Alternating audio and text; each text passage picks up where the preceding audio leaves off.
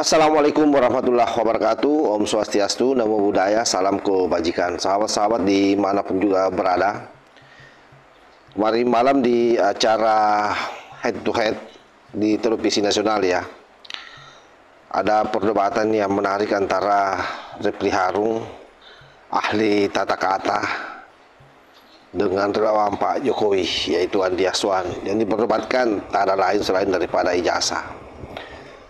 Tetapi yang kita mau bahas di sini adalah bagaimana seorang ahli tata negara yang kita kenal selama ini cerdas, itu betul-betul momentum ini membuat dirinya sangat terpuruk ya. Karena apa yang disampaikan tidak ada satu pun yang tidak dipatahkan oleh Andi Aswan. Kenapa? Karena Refli Harun hanya berdasarkan halusinasi bicara soal ijazah Gibran, sementara Andi Aswan berdasarkan data, fakta, karena yang namanya ijazah itu kan dokumen analog. Dan ketika Refli bicara, tentu semua orang yang waras bisa mengambil asumsi bahwa yang disampaikan Refli Harun ini hanya mencoba melakukan cocologi dengan informasi yang beredar di luar soal kepalsuan ijazah Gibran Raka Buming Raka yang disautarakan. Nah, seperti apa alotnya perdebatan tersebut, ini kita simak videonya. Kalau Mas Gibran, Bradford University. Oke, Bradford kita punya? Bradford ada tadi, sudah disebutin. Ini Bradford. Mana Bradford? Nah, ini Sunderland. Ini Sunderland. Yang Bradford punya Mas Gibran tuh. Yang Bradford bisa ditampilkan di layar? Ya. Ini ya. Makanya kalau kemarin dikatakan itu harus ada dua, bukan begitu. Karena MBS itu adalah batas diploma. Dan ingat, MBS itu 1956 berdiri. Itu yang tertua private university di Singapura. Kenapa?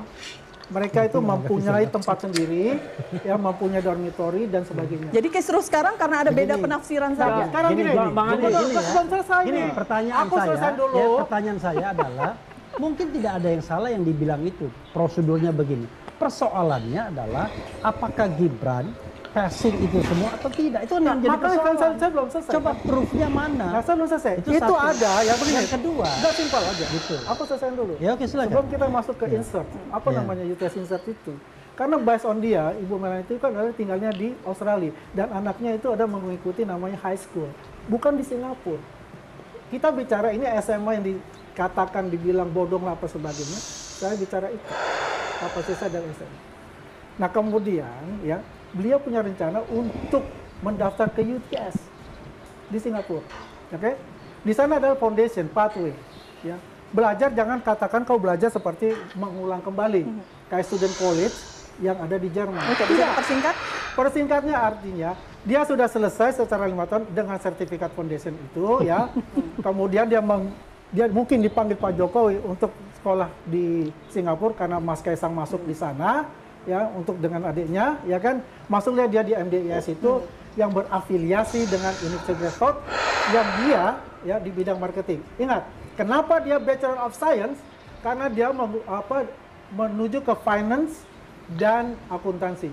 Ketika finance dan akuntansi di Universitas Bradford dan di UK itu menggunakan namanya Bachelor of Science. Baik, Bang Refli. Iya, pertanyaannya adalah boleh saya ini nggak ngomongin kayak ini? Tema kita kan Jokowi Duko periode kok ngomongin masalah ijazah lagi. Iya, yang dijelaskan dia itu satu ya.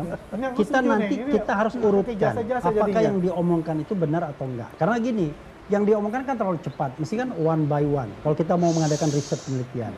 Yang kedua adalah apakah Gibran dengan segala proof yang ada itu memang fit dengan apa yang kemudian diumumkan. Karena kan saya berpatokan sama KPU. KPU mengatakan SMA 2 kali. Kan itu SMA itu adalah syarat untuk menjadi wakil presiden minimum. Nah pertanyaannya adalah apakah pendidikan itu setara dengan SMA atau bukan? Kan itu persoalannya. Dan kemudian banyak yang berargumentasi mengatakan tidak setara. Kalau tidak setara dengan SMA, maka dia kemudian tidak lagi memenuhi syarat sebagai wakil presiden. Itu satu. Yang kedua adalah kalau seandainya di antara informasi itu fake, keliru, salah, sengaja disesatkan sebagaimana dokumen yang ada pada saya ini, macam-macam tuh gelarnya. Ada pernah Gibran Raka Buming Raka Bikom, tadi bilang BSC. Baik. Itu di mana? Makanya itu kan di online, media online kan? Ini sudah lah, lihat dulu. Media online lah itu. Jangan dibantah, jangan dibantah. Saya kan nggak membantah Anda. Nah, itu kan bisa saja adalah, BSC. ntar dulu. Saya tidak membantah Anda. Ya, nggak apa-apa. kan? Nah, pertanyaannya adalah, apakah semua sertifikat itu ada atau tidak? Makanya saya appeal kepada DPR sebagai fungsi pengawasan. Bikin dong yang namanya hak angket untuk memverifikasi baik ijazah Jokowi maupun ijazah Gibran. Oke, orang bilang Jokowi nggak bisa lagi karena dia bukan presiden. Oke, nggak apa-apa. Tapi Gibran adalah wakil presiden. Kita perlu yang namanya kejelasan dan ketegasan. Baik. Nggak mungkin seorang PhD dari Australia, ya kan, sebodoh itu kemudian untuk mengatakan salah, gitu loh. Yang benar cuma dia doang. Tuh, saya nggak bisa bicara benar, saya bicara bukti. Oh dan no, kenyataan yang Anda bicara. Mbak Fira, ini kan kita prosedur. Kita bicaranya bukan bicara tentang ijazah. Saya tidak. Kita bicara ini bagaimana yang tadi katakan. Saya ngomong tidak pernah membantah Anda dulu. Ya bukan, masalahnya begini. No. Saya sudah menjelaskan. Saya tidak membantah. Kita tidak bicara ijazah. Kan begitu. Kalau seandainya prosedur itu benar, kan it doesn't mean bahwa apa yang didapat oleh Gibran itu benar juga. Bahkan pertanyaannya dia pernah sekolah di situ nggak? Jangan-jangan nggak sekolah juga. Nah, itu kan persepsi dia kan. Ini kan ada pembawaan penggiringan publik. That's why I said. Makanya kan kita back to kembalikan basic. ke DPR Apa sih substansi yang kita bicarakan di sini? Politik Indonesia. Apa yang kita bicarakan sekarang? Tidak bisa diserahkan kepada Refli Harun dan Andi Azwan. Nah, kita ini bicara ini banyak. Berdebat. Kita nggak bisa berdebat tentang ijazah. Kalau kita berdebat tentang ijazah, kita bicara untuk spesifik ijazah. Oke. Anda bicara tentang pertanyaan saya adalah Pak Refli Harun ini mempunyai persepsi sendiri. Baik. Apakah beliau ini adalah sebagai pengamat pendidikan? Jadi kalau semua didasari dengan kebencian, maka otomatis dia akan mencari pembenaran seperti yang dilakukan oleh Refli Harun ini. Jadi tidak ada satupun yang masuk di akalnya apa yang disampaikan oleh Andi Azwan. Kenapa? Karena memang dari awal mereka tidak pernah punya niat yang baik untuk menerima apa yang menjadi argumentasi orang. Sebab niatnya hanya satu, bagaimana ijazah Gibran itu palsu, ijazah Pak Jokowi palsu. Jadi segala bentuk penjelasan yang menerangkan seterang-terangnya tentang bagaimana keaslian ijazah Gibran ataupun Pak Jokowi itu dia tidak akan terima. Makanya sekali lagi apa yang disampaikan oleh Mbak Lina Lin itu dalam video sebelumnya bahwa orang-orang seperti ini tidak usah dilayani berdebat. Ya seharusnya memang begitu. Sebab apa? Dia mencoba menarik semua orang untuk ikut di skenario-nya. Sebab semakin banyak orang yang membicarakan soal ketidakabsahan ijazah Gibran ataupun Pak Jokowi dan semakin sering diulang, maka sekali lagi targetnya itu akan menjadi kebenaran. Itulah yang berupaya dibangun oleh Panci CS termasuk Refli Harun sebagai ahli tata kata yang membackup mereka.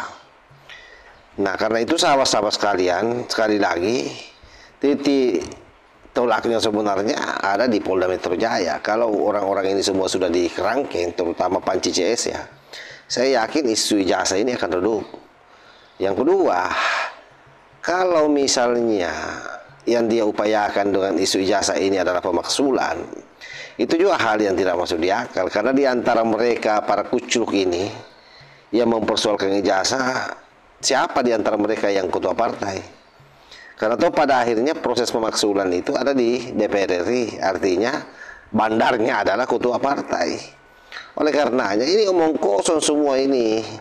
Dia hanya berupaya bagaimana narasi ini bertahan secara terus-menerus sehingga nama Gibran Raka Buming Raka ataupun misalnya Pak Jokowi dan seluruh putranya itu memiliki efek negatif untuk jangka panjang sehingga dalam proses 2029 nanti ataupun 2034 nama keluarga Jokowi itu tidak muncul ke permukaan karena targetnya itu. Mereka ini terlalu sakit hati karena sebutlah misalnya Roy Suryo, dia dulu kan BUMN ini pernah di Polindo, bahkan pernah juga di Pancamarga ya kalau tidak salah. Nah itu dipecat oleh Erick Thohir. Ya sakit hatilah. Itulah yang membuat dia sampai hari ini tidak menerima itu kenyataan. Sehingga berupaya terus menunggangi isu-isu yang kira-kira itu bisa menyudutkan Pak Jokowi dan keluarganya. Karenanya apa yang dilakukan oleh kita ini semua ya meluruskan saja, merebonding pernyataan daripada mereka ini para pembenci Pak Jokowi, bahwa pada prinsipnya sekali lagi bukan kebenaran yang mereka perjuangkan, bukan penegakan hukum yang mereka perjuangkan, tetapi yang dia perjuangkan adalah pelampiasan rasa sakit hati dengan menebar kebencian dan kebohongan di kanal-kanal media sosial. Saya kira demikian. Wallahul muwaffiq ila aqwamit thoriq. Wassalamualaikum warahmatullahi wabarakatuh.